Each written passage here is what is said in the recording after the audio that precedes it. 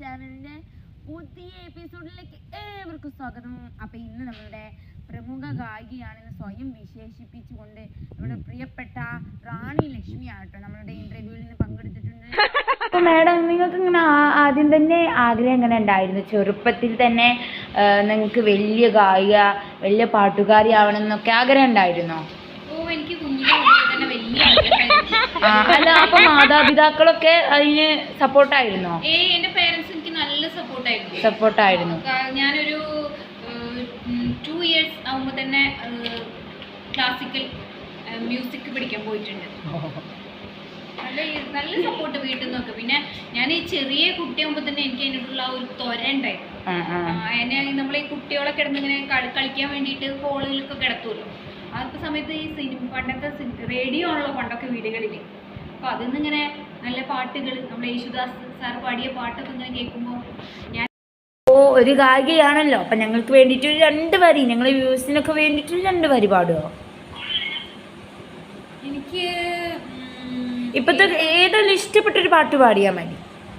എനിക്ക് ഇപ്പോഴത്തെ പാട്ടുകളെക്കാൾ കൂടുതൽ ഇഷ്ടം പണ്ടത്തെ പാട്ടുകളോടാണ്. പണ്ടത്തെ പാട്ടുകളാ പാടിയതല്ലെങ്കിലും നമുക്കുണ്ടാവില്ല ഒരു ടേസ്റ്റ്. അത് നമ്മളെ ദേവരാഗ സിനിമ ഉണ്ടല്ലോ. ദേവരാഗം അറിയാം. അതിന്റെ 2 വരി ഞാൻ പാടാം. ഓക്കെ.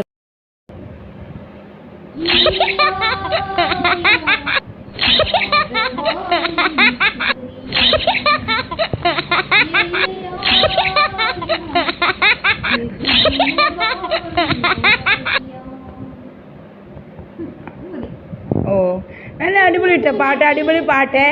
അപ്പോൾ നല്ല ഭംഗിയുണ്ട് കേട്ടോ, നല്ല സോങ് കേട്ടോ. അപ്പോൾ ഇത് നിങ്ങൾക്ക് ഭയങ്കര രസമായിട്ട് പാടാൻ പറ്റുന്നുണ്ട്. എല്ലാവരും പറയും. ഇപ്പം ആ പാട്ട് വെച്ചിട്ട് തന്നെ ഒരു ഫിലിം തുടങ്ങിയിട്ടുണ്ടല്ലോ. പ്രേമലു. നിങ്ങൾ മൂവീസൊക്കെ പോയി കാണാറുണ്ടോ? കാണും. ഇപ്പം അടുത്ത് കണ്ടൊരു പടത്തിനെ പറ്റി കണ്ടു പൃഥ്വിരാജിന്റെ. അങ്ങനെ ഉണ്ടായിരുന്നു. അതിൽ ഏറ്റവും കൂടുതൽ അഭിനയിക്കുന്ന ആളാരായിട്ടാ തോന്നിയത്?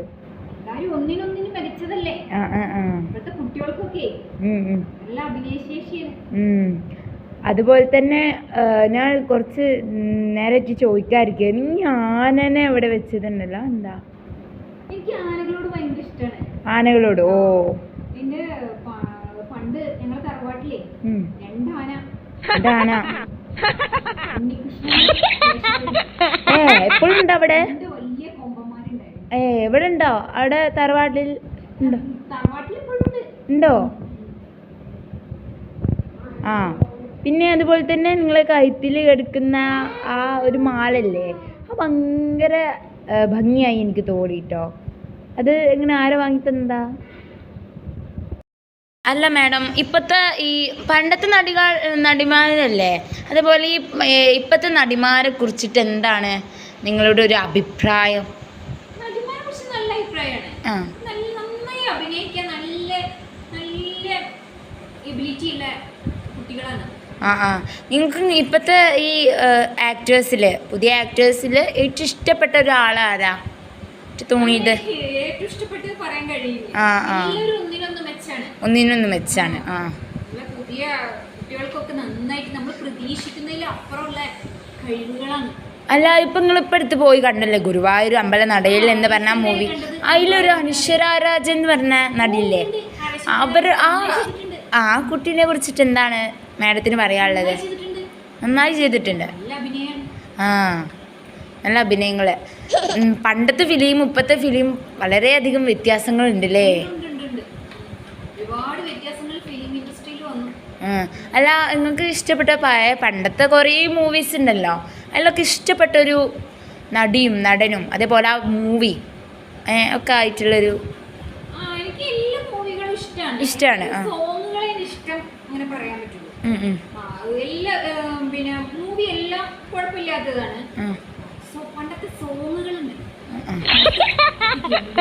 അത് ഗംഭീരാണ്.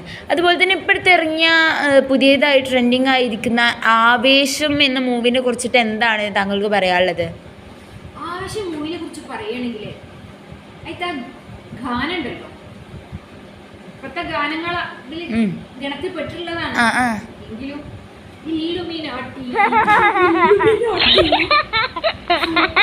സൂപ്പർ ഗാനം. ഫഹദ് ഫാസിലാണല്ലോ അതിൽ അഭിനയിച്ചിട്ടുള്ളത്. അതെ അതെ, നല്ലൊരു മൂവി ആയിട്ടാണ് ഇതായിട്ട്. ഇപ്പോഴത്തെ മൂവീസൊക്കെ പിന്നെ അർത്ഥമില്ലാത്ത പാട്ടുകളാലോ ഇപ്പോഴത്തെ മൂവീസിനൊക്കെ. പണ്ടത്തെ ഗുരുവായൂർ അമ്പലനടയില്ലേ ആ ഒരു പാട്ട് ആ തിയേറ്ററിൽ ചാടുകയായിരുന്നു. ചാടേ, എന്നാ ഒരു പാട്ട് പാടുമോ പ്ലീസ് ഞങ്ങൾക്ക് വേണ്ടിയിട്ട്?